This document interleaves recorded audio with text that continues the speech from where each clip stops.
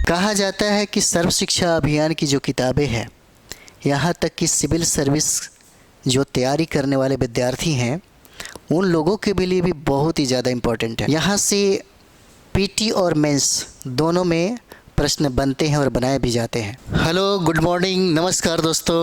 उम्मीद है आप सभी लोग अच्छे होंगे, बढ़िया होंगे आप सभी लोग। अभी हम लोग 6 क्लास का SCRT जो है वही हम लोग पढ़ रहे हैं। 6ठी क्लास की किताब है, बिहार सरकार का सर्व शिक्षा अभियान की किताबें है।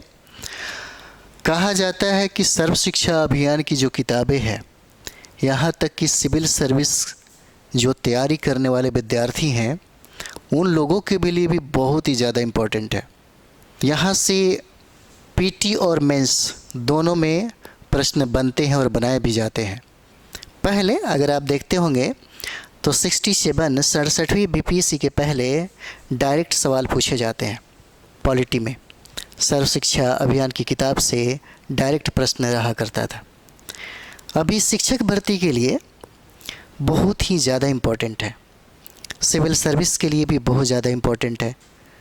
अधिकतर सवाल जो है आपके BPSC के द्वारा यहीं से पूछा जाता है। तो चलिए हम लोग प्रारंभ करते हैं। हम लोगों ने 3रा अध्याय तक किया था। आज हम लोग का 4था अध्याय है, प्रथम कृषक एवं पशुपालन।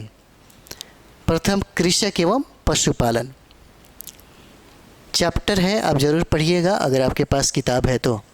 प्रथम कृषक एवं पशुपालक कहता है यहाँ पर कि खेती का जो शुरुआत है, जो प्रारंभ है, खेती का शुरुआत और प्रारंभ की अगर बात करें तो ईरान और इराक देश की पहाड़ियों की तलछटी से प्रारंभ हुआ माना जाता है।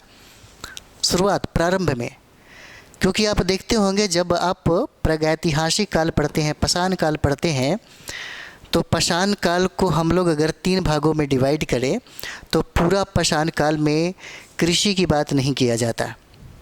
यहाँ तक कि मध्य पाषाण काल में भी कृषि की बात नहीं किया जाता।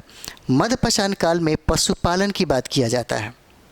लेकिन जैसे ही नवपाषाण काल में हम लोग आते हैं तब वहाँ पे हमें कृषि का प्रमाण मिलता है, चाहे वह मेहरगढ़ की बात करें या कोल्डिहुआ की बात करें। तो मेहरगढ़ से हमें प्राचीनतम कृषि का साक्ष्य मिलता है। वहाँ पे जौ उपजाने का प्रमाण मिलता है, गेहूँ उपजाने का प्रमाण मिलता है। उसी तरीके से उत्तर प्रदेश का जो कोल्डिहुआ का क्षेत्र है, जो इलाहाबाद में पड़ता है, वहाँ से प्राचीनतम चावल उत्पादन का, चावल उपजाने का हमें प्रमाण मिलता है। और ये जो साइट है जिसके बारे में हम लोग बात कर रहे हैं, ये साइट जो है नवपाषाण कालीन होता है। और इसी नवपाषाण कालीन में यहाँ के आदि मानव ने पहिए की खोज की थी, है ना। तो यहाँ पे हम लोग बात कर रहे हैं प्रथम कृषक एवं पशुपालक। यहाँ कहता है कि कृषक यानी खेती की जो शुरुआत है ईरान और इराक के पहाड़ी जो देश हैं, मतलब इस देश के जो पहाड़ी जो तलछटी हैं, इसी में प्रारंभ किया गया था, ऐसा प्रमाण यहाँ पे मिलता है तलछट से। और पहले वहीं के रहने वाले लोगों ने खेती प्रारंभ किया। जैसे हम लोग प्रागैतिहासिक काल, पाषाण काल जब पढ़ेंगे तो सबसे पहले जो पूरा पाषाण काल का जो समय आता है, कालखंड हम लोग देखेंगे, तो वहाँ पे आदि मानव के पास आग जलाना सीखा है बट उसका प्रयोग करना नहीं सीखा। यहाँ पे लोग अपने भरण पोषण के लिए शिकार करता है, जानवरों का शिकार करता है। यहाँ पे हथियार, बड़े बड़े हथियारों का उपयोग किया जाता है, बहुत बड़े बड़े हथियारों का उपयोग किया जाता है। और यही वजह है कि प्राचीन भारत के इतिहास में प्रागैतिहासिक काल को लिखने के लिए इतिहासकार सबसे ज़्यादा उन पत्थरों का अध्ययन करता है जो उस समय में आदि मानव उस पत्थर में जिया करता था। जैसे ही पूरा पाषाण काल से बढ़ कर के जब मध्य पाषाण काल में जब प्रवेश करता है आदि मानव, तो वहाँ पे यानी कि आग का प्रयोग जो है वो सीख गया कि अच्छा अब हमें जानवरों के मीट को, शिकार किए हुए जानवरों के मीट को यानी कि आग में पका करके अब खाना चाहिए। ये जो प्रयोग था, युद्ध था, यहाँ मध्य पाषाण काल में लोगों ने सीखा। और मध्य पाषाण काल में जानवरों को पालना शुरू कर दिया, यानी कि पशुपालन का जो साक्ष्य, जो प्रमाण हमें मिलता है, वह मेसोलिथिक में मिलता है, यानी कि मध्य पाषाण काल में मिलता है। बहुत वर्षों के बाद समाज डेवलप हुआ, तब नवपाषाण काल में हमें प्रमाण मिलता है, किसका? कृषि का। याद रखिएगा। तो चलिए हम लोग आगे बढ़ते हैं। यहाँ से बहुत सारे प्रश्न पूछे जाएंगे आपसे, बहुत सारे जो प्रश्न हैं यह पूछे जाएंगे। चलिए यहाँ पे हम लोग देखते हैं। यह जो साइट है, ये स्थल आपको याद रहना ही चाहिए। ये जो स्थल है याद रहना चाहिए।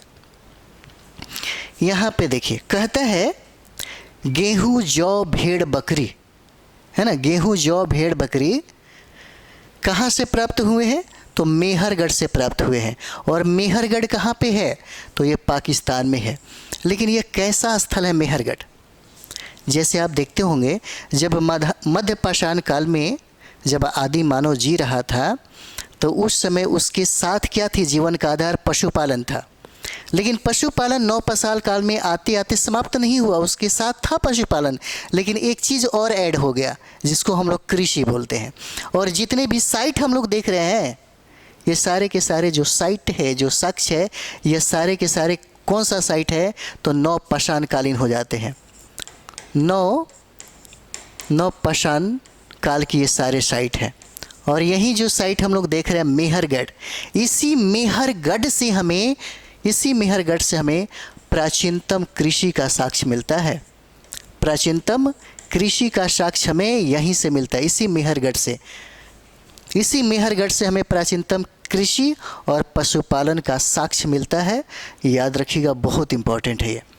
यहीं से हमें मिलता है, मेहरगढ़ से प्राचीनतम कृषि और पशुपालन का साक्ष्य यहीं से हमें प्राप्त होता है। उसके बाद देखिए यहाँ पे कहता है चावल कहता है जानवर की हड्डियाँ, है ना।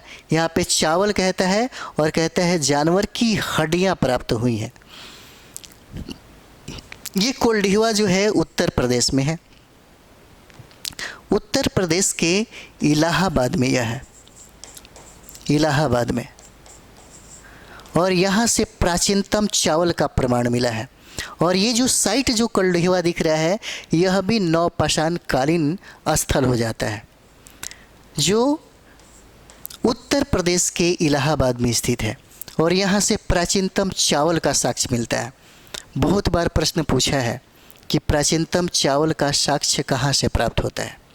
तो कोल्डिहवा हो जाएगा। और कोल्डिहवा कहाँ है? उत्तर प्रदेश के इलाहाबाद में है। यहाँ से चावल का, प्राचीनतम चावल का प्रमाण मिलता है। और जानवर की हड्डियाँ जो हैं यहाँ से प्राप्त होती है। जानवर की हड्डियाँ, जानवर की जो हड्डियाँ हैं यहीं से प्राप्त होता है। उसके बाद हम लोग यहाँ पे आएंगे मेहरगढ़ का जो स्थान है। यहाँ पे देखिए मेहरगढ़, ये मेहरगढ़ जो हम लोग यहाँ पे देख रहे हैं, है ना, दोनों एक ही बात हो जाता है। और ये मेहरगढ़ से हमको प्राचीनतम कृषि पशुपालन का साक्ष्य मिलता है, जहाँ से हमको चावल का भी साक्ष्य मिलता है और जानवर के खुर के निशान भी मिलता है, जानवर की खुर के निशान भी मिलता है। और मेहरगढ़ जो है यह एक नवपाषाण कालीन स्थल हो जाता है, जो कहाँ पे स्थित है? पाकिस्तान में स्थित है, जो पाकिस्तान में स्थित हो जाता है। नेक्स्ट हम लोग आगे बढ़ते हैं। चलिए यहाँ पे देखिए, यहाँ पे बुर्जा होम है। बुर्जा होम से सवाल पूछा गया है बहुत बार। बुर्ज होम से सवाल जो है यह पूछा गया है। यहाँ पे कुत्ते को अपने स्वामी के साथ दफनाया गया मिला है। यहाँ पे बुर्जा होम से गर्तावास भी मिलता है, यानी कि लोग पहाड़ के कंदराओं को काट कर वहाँ पे रहते थे बुर्जा होम में। तो यहाँ पे बुर्जा होम में गेहूँ का साक्ष्य मिलता है, दलहन का साक्ष्य मिलता है, कुत्ता, भेड़ और बकरी का साक्ष्य मिलता है। बुर्जा होम से अगर सवाल ऐसे पूछे तो ये जो आपको प्रमाण है इसको याद रखिएगा। गेहूं का साक्ष्य, दलहन का, कुत्ता का, भेड़ का, बकरी का, और एक कुत्ते को दफनाया गया है अपने स्वामी के साथ, यह भी प्रमाण मिलता है बुर्जा होम से। और बुर्जा होम से गर्तावास का भी प्रमाण मिलता है, जो वर्तमान के कश्मीर में यह खोजा गया। नेक्स्ट हम लोग देखते हैं गेहूं, चना और जौ। गेहूं, चना और जौ जो चिरांद में मिलता है। और ये चिरांद बिहार के सारण में है। यह बिहार के सारण में है। इम्पोर्टेंट है, बीपीएससी से बहुत बार पूछा हुआ है चिरांद को लेकर के यहाँ पे। तो गेहूँ, चना और जौ और चिरांद हम लोग यहाँ पे देख रहे हैं। ये चिरांद नवपाषाण कालीन स्थल है। नवपाषाण कालीन स्थल है। यह नवपाषाण कालीन स्थल है। कौन? चिरांद, जो कहाँ पे है? बिहार के सारण में स्थित है, जहाँ से हमें गेहूँ, चना और जौ का प्रमाण मिला है। उसके बाद हम लोग यहाँ पे देखते हैं पंचमपल्ली। यहाँ पे एक जगह है आंध्र प्रदेश में जिसका नाम है पंचमपल्ली। यहाँ से कल्ला चना का प्रमाण मिला, ज्वार का साक्ष्य मिला है, बाजरा, भेड़ और सूअर का प्रमाण मिला है पंचमपल्ली से। और ये कहाँ पे स्थित है? तो आंध्र प्रदेश हो जाएगा। ये है आंध्र प्रदेश में। जब हम लोग हड़प्पा सभ्यता में प्रवेश करेंगे, हड़प्पा सभ्यता में जब हम लोग प्रवेश करेंगे तो देखिएगा बहुत सारा जो प्रश्न है यहीं से पूछा गया है, हड़प्पा सभ्यता से। और हम लोग हड़प्पा सभ्यता यहीं 6ठी क्लास में ही बेहतर तरीके से पढ़ेंगे। एक प्रश्न कन्फर्म हो जाएगा यहाँ से, 1 या 2 प्रश्न जो भी बनेगा यहीं से आपका बन जाएगा। चाहे वो बीपीएससी टीचर के लिए कितना हूँ, अपना लेवल बना के पूछे, प्रश्न यहीं से बन जाएगा आराम से, कोई दिक्कत नहीं है। तो चलिए यहाँ पे हम लोग देखते हैं। कहता है कि पाकिस्तान स्थित मेहरगढ़ की हम लोग चर्चा कर रहे थे। बार बार रिवाइज करिएगा क्योंकि ये प्रश्न बहुत बार पूछा गया है। जितना भी 10-15 साल का बीपीएससी में पूछे गए जो सवाल है उसको ज़रूर एक बार पलट के देखिए, आपको पता चल जाएगा। जितना भी ये नवपाषाण कालीन साइट है यहीं से प्रश्न बनाए जाते हैं। जितना हड़प्पा सभ्यता का जो स्थल है, लगभग 6 से 7 स्थल है। अगर वहाँ की विशेषताओं के बारे में हम लोग पढ़ लें तो निश्चित तौर पे सारा प्रश्न पकड़ा जाएगा। एससीईआरटी से ज़्यादा कोई चीज़ क्या पढ़िएगा, बहुत सारा चीज़ है एससीईआरटी में। इसका 2-4 बार रिवाइज कर लीजिए। ज़्यादा से ज़्यादा अगर आपको और मतलब मटेरियल की ज़रूरत है तो किरण एक गाइड मिलता है ना, इलाहाबाद से छपती है वो, इतिहास में विशेषज्ञ हो जाइएगा। यूपीएससी के विद्यार्थी भी उसको यूज करता है, लेकिन उतना टाइम बर्बाद करने की ज़रूरत नहीं है। मुझे यकीन है कि आपका इसी से काम चल जाएगा, है ना। यहाँ पे कॉन्सेप्ट भी और फैक्ट भी दोनों का आपको ज्ञान हो जाएगा। तो यहाँ पे कहता है कि पाकिस्तान स्थित मेहरगढ़ संभवतः वह स्थान है जहाँ से पहले गेहूँ, जौ उगाने और पशुपालन के साक्ष्य मिले हैं। पूछता है यहाँ पे मेहरगढ़ से, तो ये नवपाषाण कालीन स्थल है। सबसे पहले ध्यान दीजिए, मेहरगढ़ जो है यह नवपाषाण कालीन स्थल है जो वर्तमान में पाकिस्तान में यह स्थित हो जाता है। और यहीं से, इसी मेहरगढ़ से आपको प्राचीनतम कृषि का और पशुपालन का साक्ष्य मिलता है। इसे याद रखिए, इसी मेहरगढ़ से गेहूं का प्रमाण मिलता है, इसी मेहरगढ़ से जौ उगाने का प्रमाण मिलता है। जब आप गेहूं और जौ की बात कर दिए तो कृषि हो गया, है ना। कृषि प्राचीनतम, सबसे पुराना सबसे प्राचीनतम कृषि और पशुपालन का साक्ष्य जो है यही मेहरगढ़ से प्राप्त होता है। कहाँ से प्राप्त होता है? इसी मेहरगढ़ से आपको प्राप्त हो जाता है। देखिए, पशुपालन का अगर डायरेक्ट सवाल पूछता है तो पशुपालन हो जाएगा बागौर और आदमगढ़। बागौर से और आदमगढ़ से प्राचीनतम पशुपालन का साक्ष्य मिलता है, बागौर और आदमगढ़ से। लेकिन प्राचीनतम कृषि और पशुपालन का अगर साक्ष्य बोले तो ये मेहरगढ़ हो जाएगा, है ना। ये क्या हो जाएगा? मेहरगढ़ हो जाएगा। उसके बाद देखिए, कहते हैं यहाँ पुरातत्वविदों को 7 स्तर प्राप्त हुए हैं, 7 लेयर प्राप्त हुए हैं, है ना। 7 लेयर प्राप्त हुआ है। और कहता है कहाँ से? मेहरगढ़ से। बहुत इम्पोर्टेंट है यह, यहाँ से 7 स्तर प्राप्त हुए हैं, है ना। और 7 स्तर में पहला 3 स्तर जो है यह नवपाषाण काल का है। 3 स्तर जो है नवपाषाण काल का है। और प्रत्येक स्तर से कृषि उत्पादन और पशुओं में भेड़ बकरी के पालने का साक्ष्य मिलता है। मतलब क्या? मेहरगढ़ से कृषि और पशुपालन का प्राचीनतम साक्ष्य में मिलता है, जो वर्तमान में कहाँ है? पाकिस्तान में है। और यह मेहरगढ़ जो है यह एक नवपाषाण कालीन स्थल है। ठीक है, चलिए आगे बढ़ा जाए। चलिए आगे बढ़ते हैं। अगला यहाँ पे हम लोग देखेंगे वो हो जाता है चिरांद, है ना। चिरांद कहाँ पे है? तो बिहार के छपरा में स्थित है। चिरांद बिहार के छपरा में स्थित है, जो पहली बार बिहार में एक नौपाषाणिक स्थल प्राप्त हुआ। और नौपाषाण कालीन स्थल आपका कौन हो जाएगा? चिरांद हो जाता है। चिरांद जो बिहार अस्थाई सब जीवन में पहली नौपाषाण संस्कृति हो जाती है ना। चिरांद को लेकर के देखिए, कहा जाता है यहाँ से 3 स्तर मिले हैं, यहाँ से 3 स्तर मिले हैं, और यहाँ से पत्थर के औजार के अलावा बड़ी संख्या में हड्डियों और सिंह से बने औजार मिले हैं। चिरांद से हम लोग एक बात करें, चिरांद से जो सवाल पूछा जाएगा, सबसे पहले चिरांद कहाँ है? बिहार में। अगर बिहार में राज्य की डिस्ट्रिक्ट की अगर बात करें तो ये छपरा में हो जाएगा। यहाँ से क्या प्राप्त हुआ है ये सबसे ज़्यादा इम्पोर्टेंट है, यानी कि यहाँ से बड़ी संख्या में, बड़ी मात्रा में हड्डियों के उपकरण प्राप्त हुए हैं। पहली बात, यहाँ से बड़ी मात्रा में हड्डियों के उपकरण प्राप्त हुए हैं। कहाँ से? चिरांद से। और चिरांद जो है यह एक नौपाषाण कालीन स्थल हो जाता है। ठीक है, चिरांद क्या है? यह एक नौपाषाण कालीन स्थल है जो बिहार के कहाँ पे? छपरा में स्थित है चिरांद। यहाँ से बड़ी मात्रा में हड्डियों के उपकरण प्राप्त हुए हैं। इम्पॉर्टेंट है, हड्डियों के उपकरण प्राप्त हुए हैं। और इतना ही नहीं, पत्थर के औजार भी प्राप्त हुए हैं। क्योंकि हम लोग जो नौपाषाण कालीन स्थल पढ़ रहे हैं वो पाषाण काल को 3 भागों में डिवाइड करेंगे। यानी कि पाषाण काल का पाषाण का मतलब क्या होता है? पत्थर होता है। तो अभी जो जीवन, आदि मानव का जो जीवन जिस तरीके से चल रहा है वो पूरा जीवन पत्थरों के बीच में ही गुजर रही है, इसीलिए पत्थर हमेशा उसके साथ रहेगा। यानी कि यहाँ से पत्थर के औजार बनाए जाते हैं ताकि जानवरों का शिकार किया जा सके। और इसी चिरांद से बड़ी संख्या में हड्डियों के उपकरण भी प्राप्त हुए हैं।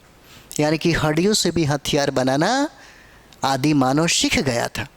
और यहाँ से एक चीज़ और भी देखेंगे, सिंह से बने औजार भी मिले हैं यहाँ पे। एक चीज़ और भी देख लिया जाए, आप किसी भी किताब में पढ़ लीजिए, किसी भी किताब में पढ़िए चिरांद को लेकर के, लेकिन बिहार स्पेशल में जितना बढ़िया आपको मतलब SCERT लिखा है, समग्र शिक्षा अभियान में जितना बेहतर लिखा है उतना किसी भी मतलब किताबों में नहीं मिलेगा।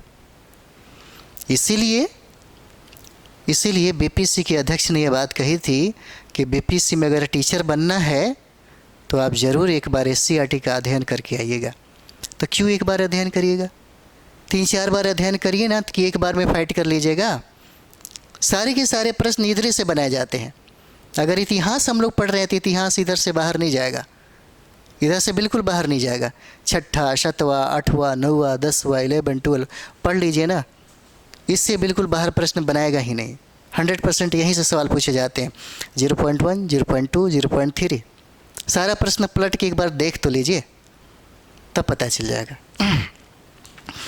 चिरांद से यानी कि यहाँ के घर जो है गोल होते थे, गोल। यहाँ के घर जो है इस तरह से गोलाकार बनाया जाता था, गोल होते थे। और घरों के जो चूल्हे हैं एक समूह में मिले हैं, एक समूह में। जैसे समूह का मतलब क्या होता है, यहाँ पे समानता दर्शाता है। बहुत सारी चीज़ें हैं जो यहाँ पे कह रही है। जैसे आप देखते हैं अभी भी गांव में आप जाइएगा तो एक ही लाइन में अगर 5-6 चूल्हा हो तो कम से कम संबंध के बारे में ज़रूर सोच लीजिएगा, आपको पता चल जाएगा, है ना। तो यही चीज़ें कहता है कि घरों के चूल्हे जो हैं एक समूह में मिले हैं। कहाँ से? तो चिरांद से प्राप्त हुआ है। कहता है कि मिट्टी के बर्तन काफ़ी सुंदर हैं जो काले, नीले, लाल, धूसर रंग के हैं। मिट्टी के बर्तन भी यहाँ से प्राप्त हुए हैं। कहाँ से? चिरांद से। और चिरांद एक नौपाषाण कालीन स्थल हो जाता है।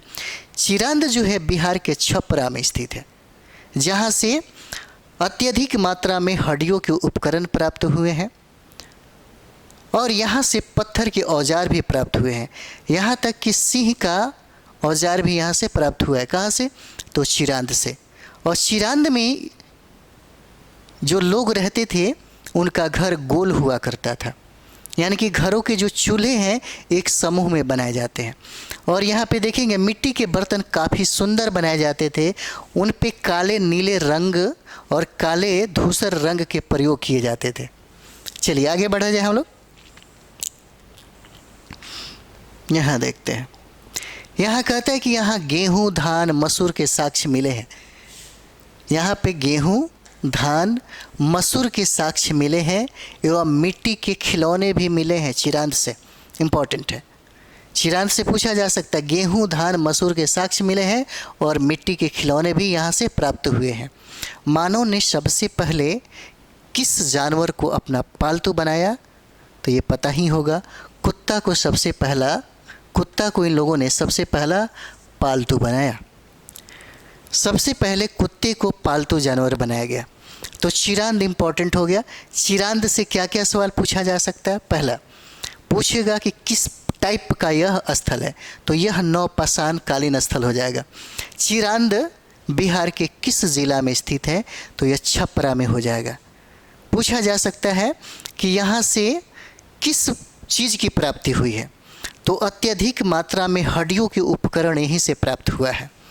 यहाँ से पत्थर के औजार भी प्राप्त हुए हैं। और देखिए यहाँ से गेहूँ धान मसूर के साक्ष्य भी मिले हैं और मिट्टी के खिलौने भी मिले हैं। और मिट्टी के बर्तन भी बड़ा सुंदर बनाए जाते थे, उस पे कलाकारी किया जाता था। कहा जा रहा है कि आदि मानव ने यानी कि इंसानों ने सबसे पहले कुत्ते को अपना पालतू बनाया। कुत्ते को अपना पालतू बनाया। ये दोबारा टाइप हो गया है। कुत्ते को सबसे पहले इन लोगों ने क्या किया? पालतू बनाया। चलिए यहाँ पे हम लोग यहाँ पे देखेंगे। अब हमारा जो है 5वां अध्याय जो है ये प्रारंभ होता है।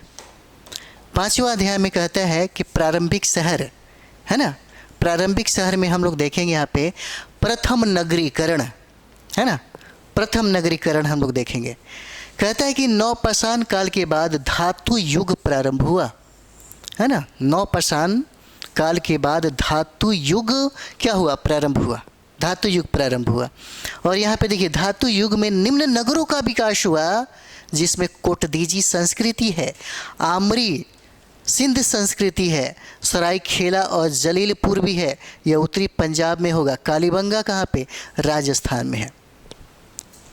इसके बारे में हम लोग पूरे डिटेल्स में आगे पढ़ेंगे, बट एक बार आपकी नज़रों से गुजरना बहुत ज़रूरी है।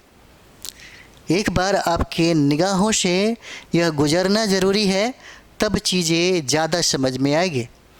पहला धातु तांबा था, जिसे नदी के तलहटी से प्राप्त किया जाता था। अगर पूछे कि सबसे पहला जो धातु है, मानव ने किस धातु से परिचित हुआ, तो सबसे पहला धातु तांबा था। कहता है यहाँ पे पहला धातु तांबा था, जिसे नदी के तलहटी से क्या किया जाता था? प्राप्त किया जाता था। इसके बाद जब हम लोग पढ़ेंगे हड़प्पा सभ्यता, तब वहाँ पे बहुत सारा चीज़ें क्लियर होगा। तब वहाँ पे बहुत सारा चीज़ें जो है वह क्लियर होता है। चलिए आगे बढ़ते हैं। यहाँ पे आ ही गया हड़प्पा सभ्यता। यहाँ पे कहता है भारत में हड़प्पा सभ्यता, इराक में मेसोपोटामिया की सभ्यता, चीन में सांग सभ्यता है ना। नौपाषाण युग के बाद विश्व के कई हिस्सों में मानवीय संस्कृति ने सभ्यावेश में प्रवेश किया है। ठीक है। और भाई ये थोड़ा बहुत हम लोग जानते हैं इसके बारे में। हड़प्पा सभ्यता की खोज।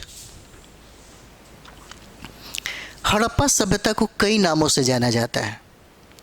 हड़प्पा सभ्यता को हम लोग कई नामों से जानते हैं है ना। सबसे पहला अगर हम लोग बात करें तो इसे सिंधु घाटी की सभ्यता कहते हैं। प्रश्न पूछा गया है एक बार, इसको हम लोग सिंधु घाटी की सभ्यता कहते हैं। सिंधु घाटी की सभ्यता कहते हैं। सिंधु घाटी की सभ्यता कहते हैं। अच्छा, मेसोपोटामिया के लोग सिंधु घाटी सभ्यता को मेलुहा कहता है। सिंधु घाटी सभ्यता को मेसोपोटामिया के लोग जो हैं वो मेलुहा कहते हैं, याद रखिएगा। इसी सिंधु घाटी सभ्यता को मेसोपोटामिया के लोग, मेसोपोटामिया के जो लोग हैं, मेसोपोटामिया के लोग इसको मेलुहा के नाम से इंगित करता, मेलुहा, मेलुहा कहता है इसको, सिंधु घाटी सभ्यता को। एक और नाम है हड़प्पा सभ्यता का, एक और नाम है जिसे हम लोग काशयुगीन सभ्यता कहते हैं, एक और नाम है जिसे हम लोग काशयुगीन सभ्यता कहते हैं, काशयुगीन सभ्यता कहते हैं। हड़प्पा सभ्यता के लोगों ने दुनिया को एक बहुत सुंदर तकनीक दिया। पूरी दुनिया को सबसे पहले कासा बनाने का, कासा गलाने का जो तकनीक था, यही हड़प्पा सभ्यता के लोगों ने दिया। इसीलिए इस सभ्यता का नाम जो है काश युग कह दिया गया, रख दिया गया। कासा बनाई जाती है तांबा और टीन को गला करके, तांबा और टीन को गला करके कासा बनाया जाता है, और इसकी ज्ञान सबसे पहले हड़प्पा सभ्यता के लोगों को हुआ, तब जाकर के पूरी दुनिया को यह ज्ञान दिया कासा बनाने का। और यही वजह है कि सभ्यता को काशयुगीन सभ्यता भी कहा जाता है। इस हड़प्पा सभ्यता का एक और नाम है जिसको कहा जाता है सप्त सैंधव प्रदेश, है ना, सप्त सैंधव प्रदेश, यानी कि यहाँ पे 7 नदियाँ जो है यह निवास करती है। इसका नाम है सप्त सैंधव प्रदेश, है ना, सप्त सैंधव प्रदेश है, सप्त सैंधव प्रदेश। ये हड़प्पा सभ्यता सिंधु नदी के किनारे फला फूला, ये सिंधु नदी के किनारे, और इसी सिंधु की सहायक नदियां हैं झेलम, चेनाब, रावी, व्यास, सतलज। यहाँ पे 7 नदियां हैं। सप्त सैंधव प्रदेश भी कहा जाता है। किसको? हड़प्पा सभ्यता को कहा जाता है। यहाँ पे हड़प्पा सभ्यता को कहा जाता है। और भी जान ही लीजिए, है ना, और भी जान ही लीजिए। एक और नाम है, एक और नाम है यहाँ पे। चलिए इसको मिटाया जाए, फिर आगे बढ़ते हैं, है ना।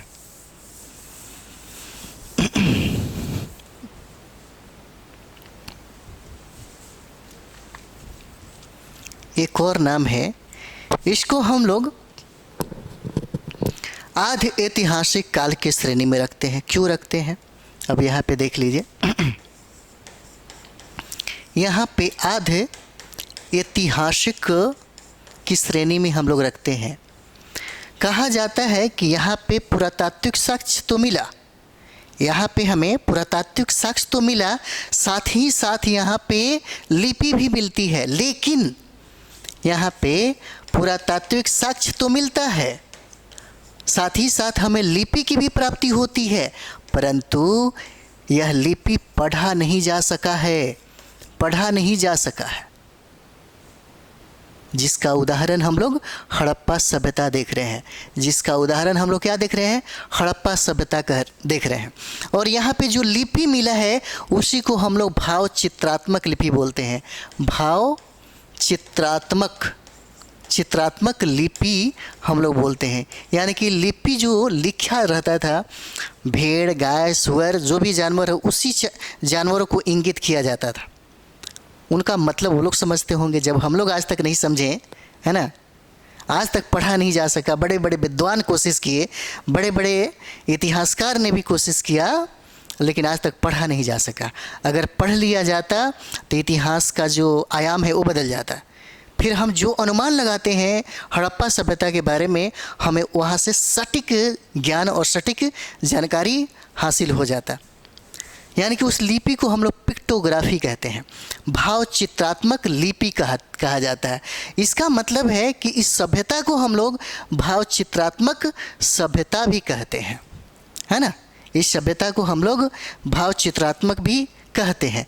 एक और भी नाम आप लोग देख लीजिए, एक और भी नाम है जिसको हम लोग अज्ञात सभ्यता भी कहते हैं, जिसको हम लोग अज्ञात सभ्यता भी कहते हैं, इसको हम लोग अज्ञात सभ्यता भी कहते हैं। तो इतना सारा नाम है हड़प्पा सभ्यता का। लेकिन इन सारी सभ्यताओं में सबसे सटीक जो अगर नाम है तो वो हो जाता है हड़प्पा सभ्यता। क्या हो जाएगा? हड़प्पा सभ्यता हो जाएगा। और जब हड़प्पा सभ्यता के बारे में हम लोग बात करें तो आपको ये बात पता होगा, हड़प्पा सभ्यता समकालीन जितने भी सभ्यता और संस्कृति थी सब में सर्वोत्कृष्ट था। वो नगर नियोजन के लिए बहुत प्रसिद्ध है। और ऐसी नगर नियोजन का जो कॉन्सेप्ट हमें जो दिखाई देता है समकालीन किसी भी सभ्यता और संस्कृति में दिखाई नहीं देता।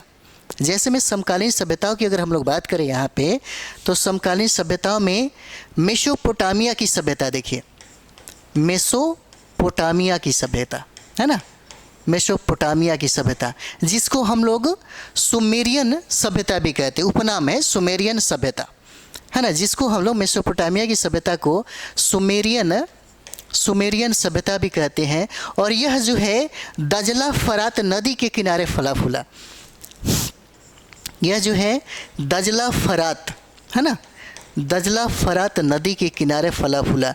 दुनिया की जितने भी सभ्यता और संस्कृति है सब किसी न किसी नदियों के किनारे ही फला फूला। जैसे अगर हम लोग हड़प्पा सभ्यता की बात करें तो हड़प्पा सभ्यता सिंधु नदी के किनारे फला फूला।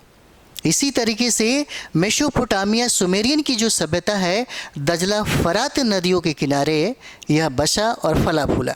एक और भी सभ्यता की हम लोग बात करें समकालीन है चीन की सभ्यता है ना, चीन की ये सभ्यता है। और चीन की सभ्यता जो है हांगो नदी के किनारे फला फूला, हांगो नदी है ना, ये जो है हांगो नदी के किनारे फला फूला, हांगो नदी के किनारे जो है यह फला फूला। यहाँ पे कौन सी? चीन की सभ्यता। चलिए अब आगे बढ़ते हैं हम लोग, हड़प्पा सभ्यता के बारे में कुछ जानकारी हासिल किए, चलिए आगे हम लोग बढ़ते हैं। यहाँ पे कहता है कि लगभग 150 साल पहले पश्चिमी पंजाब में रेलवे लाइन बिछाने के क्रम में हड़प्पा पुरास्थल खंडहर का पता चला। यानी कि लाहौर से कराची रेल का जब निर्माण हो रहा था तब वहाँ पे इसका पता चलता है। तब तक पता चलता है कि वहाँ के जो लोकल लोग हैं है ना, वहाँ के जो मजदूर थे वहाँ से ईंट उठा करके इस रेलवे में बहुत सारा निर्माण कर दिया और बहुत सारे लोग अपने घरों को बनाने में भी इसका इस्तेमाल किया।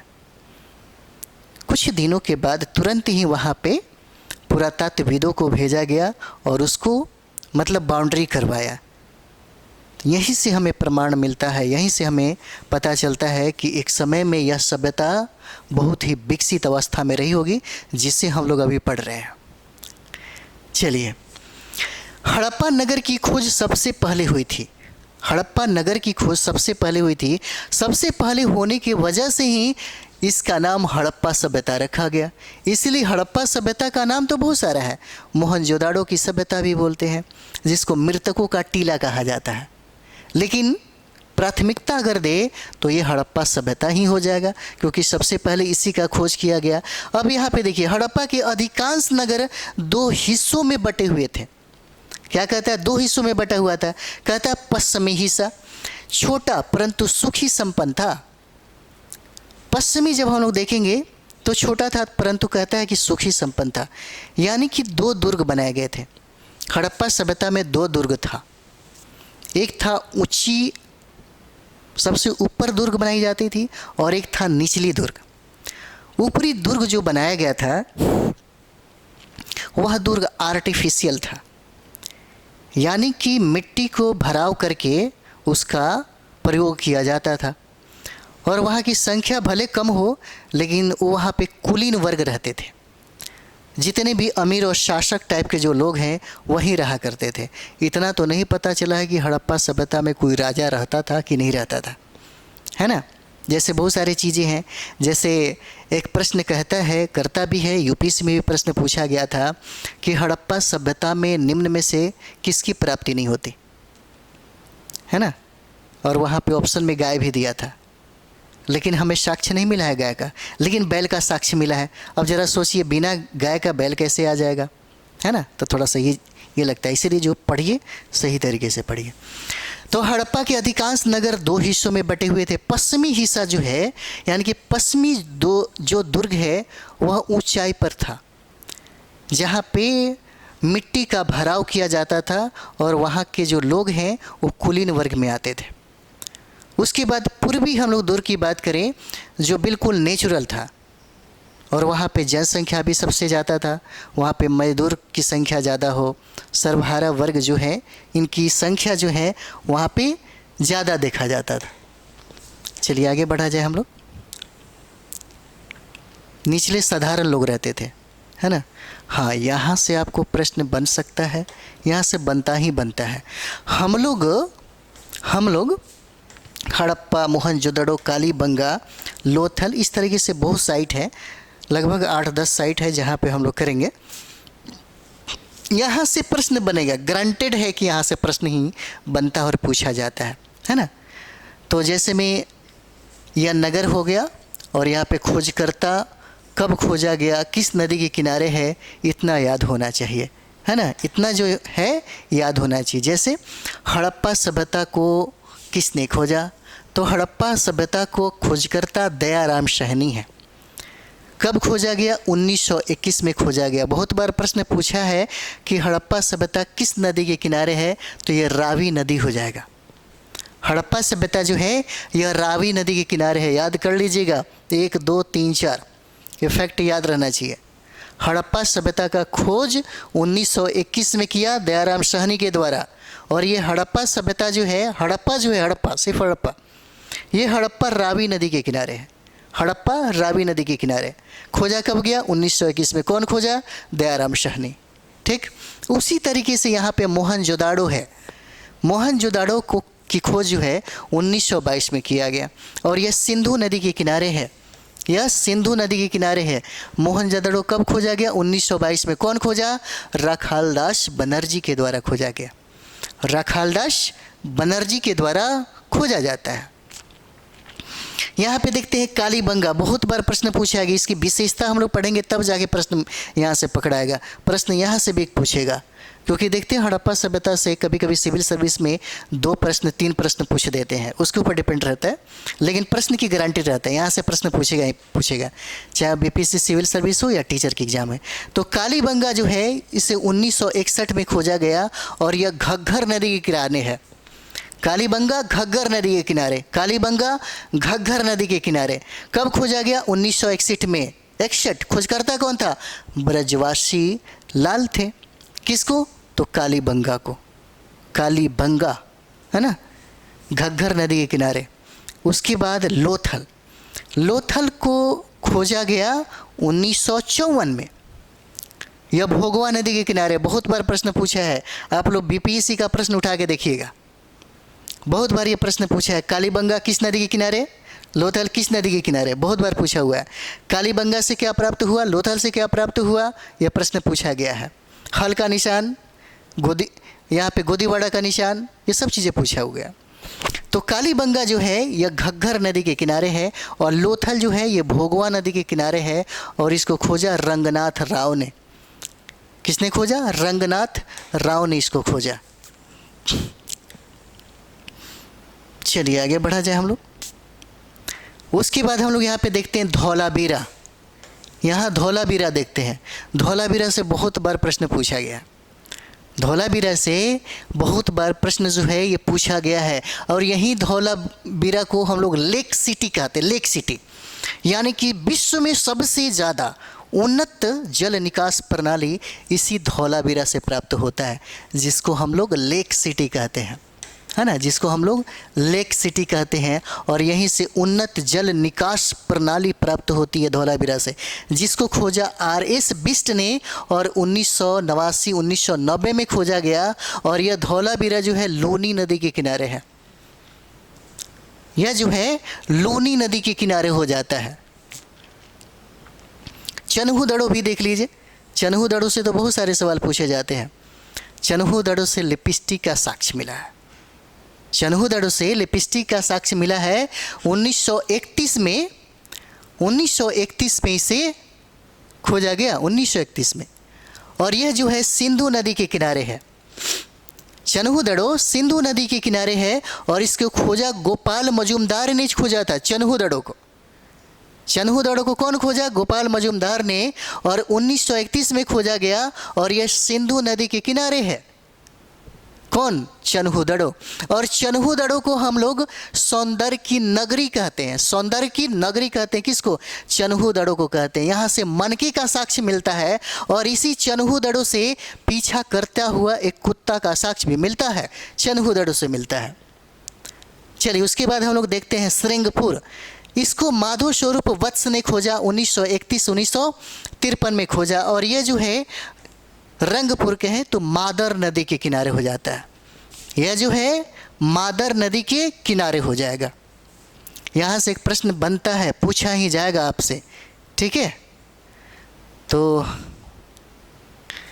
मोहनजोदड़ो में एक तालाब जो है, यहाँ से बहुत इंपॉर्टेंट सवाल है, इसको हम बढ़िया से अच्छे से आपको कराएंगे, प्रश्न ना छूटे। लंबा वीडियो हो जाएगा, है ना, तो फिर कहीं आप बोर ना हो जाए। लेकिन जब आपका डिमांड आएगा तो पक्का हम बहुत लंबा वीडियो और लंबा क्लास चलाएंगे। थैंक यू वेरी मच आप सभी लोग।